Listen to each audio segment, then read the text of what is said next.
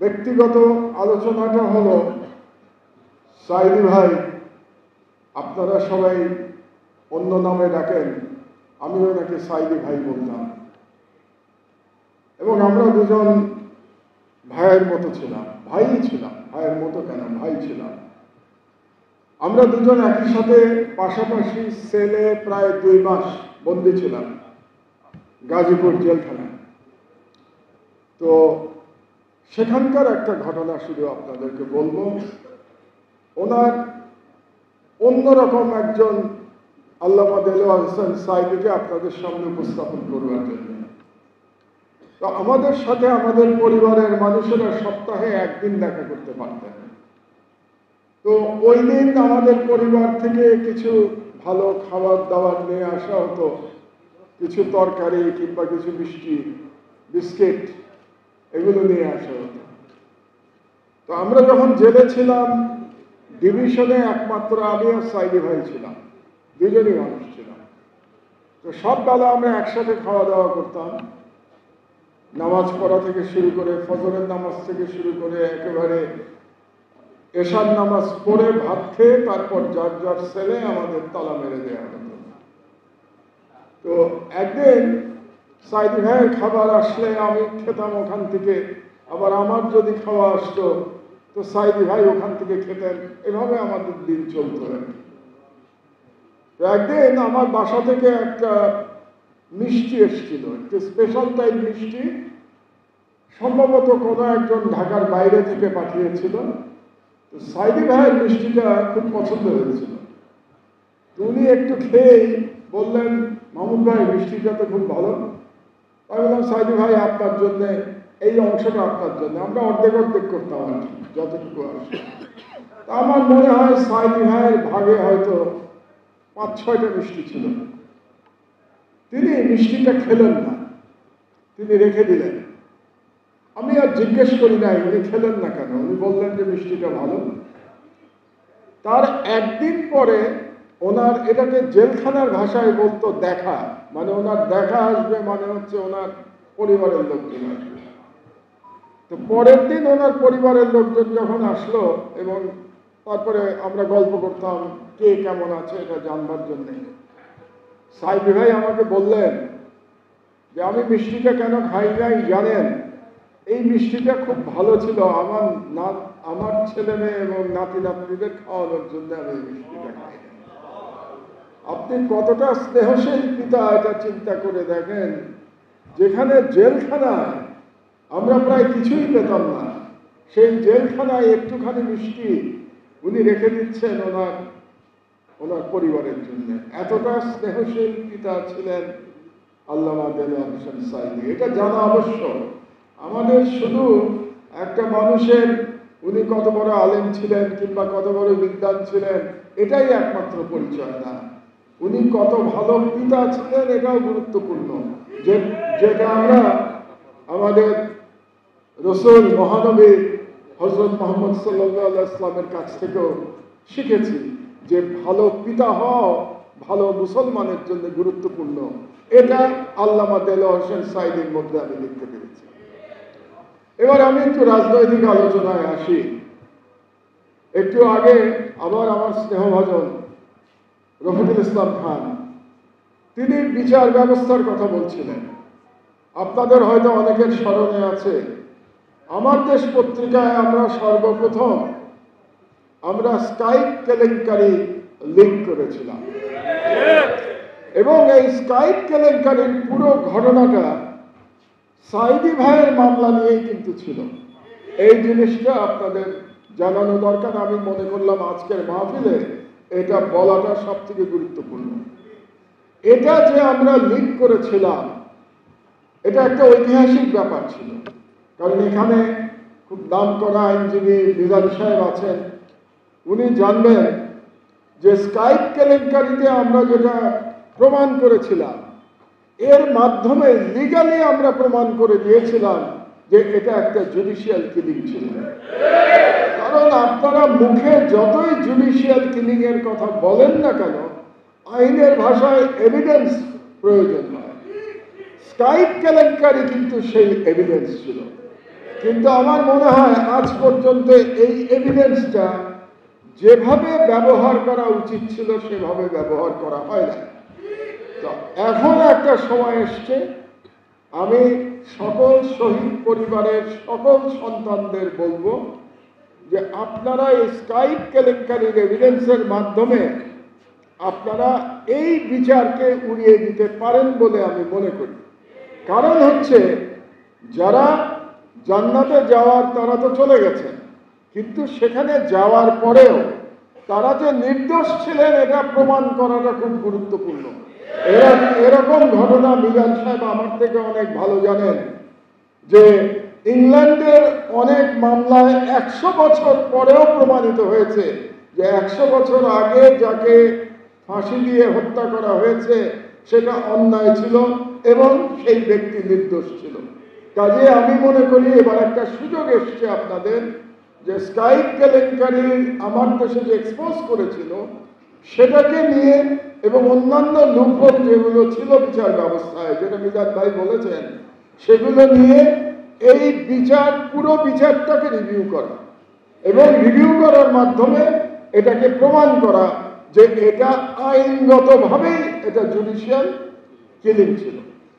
আর একটা কথা বলা অবশ্য যে আমাদের মধ্যে আমি দেখেছি, জামাত ইসলামের সমর্থকদের মধ্যেও দেখেছি, বিএনপির মধ্যেও দেখেছি যে শেখ হাসিনা যখন এসকে সিনহাকে তাদের নিজেদের অভ্যন্তরীণ কোন্দলের জন্য ডিজিএফআই দিয়ে দেশ থেকে বের করে দিল, তারপরে আমি দেখেছি বিএনপি এবং জামাতের কোনো কোনো ব্যক্তির মধ্যে এসকে সিনহার প্রতি আমি সিম্প্যাথি দেখতে পেয়েছি। ব্যাপারটা খুব দুর্ভাগ্যজনক, কারণ আপনারা জানেন না যে এই জুডিশিয়াল কিলিংয়ের যারা মেইন কুশীলব ছিল তাদের মধ্যে অন্যতম ছিল SK Sinha.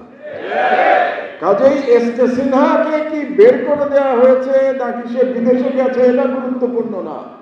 SK Sinha was a criminal এবং ক্রিমিনালের বিচার হওয়া উচিত এবং এসকে সিনহার কাজ সম্পর্কে আপনাদের সবার জানা উচিত। কারণ শুধুমাত্র আইসিটির যারা বিচারক তারাই দায়ী ছিলেন না, যারা আপিল বিভাগে ছিলেন তারাই কিন্তু শেষ পর্যন্ত এক্সিকিউশনটা করেছে। বিচার প্রথমে আইসিটি থেকে হয়েছে, কিন্তু ফাইনালি আপিল বিভাগ এগুলোকে আপেল করেছে। এবং একটি ক্ষেত্রে আমরা জানি, যেটা কাদের মোল্লা সাহেবের ক্ষেত্রে, যেখানে আইসিটিতে আদালতে তার যাবজ্জীবন কারাদণ্ড হয়েছিল সেটাকে বাড়িয়ে তাকে মৃত্যুদণ্ড করা হয়েছে। সুতরাং এই বিষয়গুলো নিয়ে আমি মনে করি আরেকটু গবেষণা হওয়া দরকার, আরেকটু লেখালেখি হওয়া দরকার এবং আপনাদের আরেকটু এটা নিয়ে আলোচনা করে এই পরিবারগুলোকে আমি বলবো, আজকে শহীদ পরিবারের অনেকেই এখানে আছেন, আপনারা বসে এটার আইনগত ব্যবস্থা গ্রহণ করবেন। কারণ আমি নিজের অভিজ্ঞতা থেকে দেখেছি, রিমান্ডের কথা একটু আগে আমার ছোট ভাই রফিকুল ইসলাম খান বলছিল 30 দিনের কথা, আমি 39 দিন রিমান্ডে ছিলাম, 39 ডেজ আমি রিমান্ডে ছিলাম। কাজে এই যে জুলুমগুলো হয়েছে এটা কিন্তু যার যার জুলুম তাকেই করতে হবে, আপনি অন্যের দিকে তাকিয়ে থাকলে হবে না। কাজে যে যে পরিবার ভিকটিম সেই পরিবারের সদস্যদের দায়িত্ব এটার বিরুদ্ধে আওয়াজ তোলা। আপনারা যদি এটা সাংগঠনিকভাবে করতে যান, আমি বলতে বাধ্য হচ্ছি এটা হয়তো কোনোদিনই হবে না। আমি জানি না আপনারা অসন্তুষ্ট হতে পারেন, কিন্তু এটাই বাস্তবতা। যার প্রবলেম, যে ভিকটিম, তারই চেষ্টা করা উচিত, এটা আমার পরামর্শ। আর সর্বশেষ যে কথাটা আমি বলবো, এই যে আমরা বলি বা রফিক সাহেব বললেন যে বিচার যে রায়টা বাইরে থেকে লিখে নিয়ে আসা হয়েছিল, এই রায় লেখার জন্য প্রত্যেকেই দায়ী ছিল, এটা বাইরে থেকে লেখা হোক কিংবা বিচারপতি নিজেই লিখুক। কিন্তু আসলে এই হত্যাকাণ্ডের পিছনে যে যারা ছিল মেইনলি, সেটা হলো আধিপত্যবাদী ভারত। কারণ ভারতেরই ইচ্ছা ছিল এই হত্যাকাণ্ডগুলো করা, এবং এর পিছনে শুধু যে ব্যক্তিগত রাগ বিরাগের ব্যাপার ছিল তা না, এর পিছনে একটা জিওপলিটিক্স ছিল। জিওপলিটিক্সটা হলো যে বাংলাদেশের 90% মানুষ মুসলমান।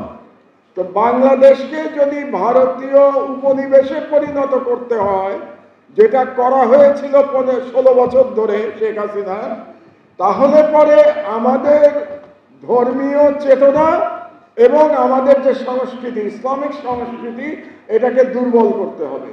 এটাকে দুর্বল করবার জন্যে তারা দুটা ন্যারেটিভ চালু করেছিল ইন্ডিয়া থেকে। একটা ন্যারেটিভ হচ্ছে 1971 সালের যুদ্ধাপরাধ, এটা ছিল একটা ন্যারেটিভ। এই ন্যারেটিভ দিয়ে ইসলামী নেতৃবৃন্দকে তারা হত্যা করতে চেয়েছিল, নির্মূল করতে চেয়েছিল। আর সেকেন্ড ন্যারেটিভ ছিল তথাকথিত ইসলামী জঙ্গিবাদ। এই দুই ন্যারেটিভের মাধ্যমে তারা বাংলাদেশের ইসলামী ধর্ম এবং ইসলামী সংস্কৃতিকে দুর্বল করে বাংলাদেশের উপরে হিন্দুত্ববাদ চাপিয়ে দিতে চেয়েছিল। এটা আপনাদের মনে রাখতে হবে। কাজে এই যে হত্যাকাণ্ড যেগুলো হয়েছে, আজকে আমরা আল্লামা দেলোয়ার হোসেন সাঈদীর জীবন নিয়ে আলোচনা করছি, এই প্রত্যেকটা হত্যাকাণ্ডের সাথে জিওপলিটিক্স জড়িত ছিল, এটা যেন আমরা ভুলে না যাই। কাজেই আপনারা মনে করবেন না যে ফ্যাসিবাদের পতন হয়েছে এবং শেখ হাসিনা দিল্লিতে পালিয়ে গেছে, এর মাধ্যমে আমাদের বিপদ শেষ হয়ে গেছে, এটা আপনারা মনে করবেন না। কারণ ভারত বাংলাদেশকে কোনোদিনও একটি প্রকৃত স্বাধীন রাষ্ট্র হিসেবে থাকতে দেবে না এবং তারা এই ষড়যন্ত্র অব্যাহত রাখবে। সেই জন্য আমি আপনাদেরকে বলবো, বাংলাদেশের মুসলমানরা আপনারা ঐক্যবদ্ধ থাকুন।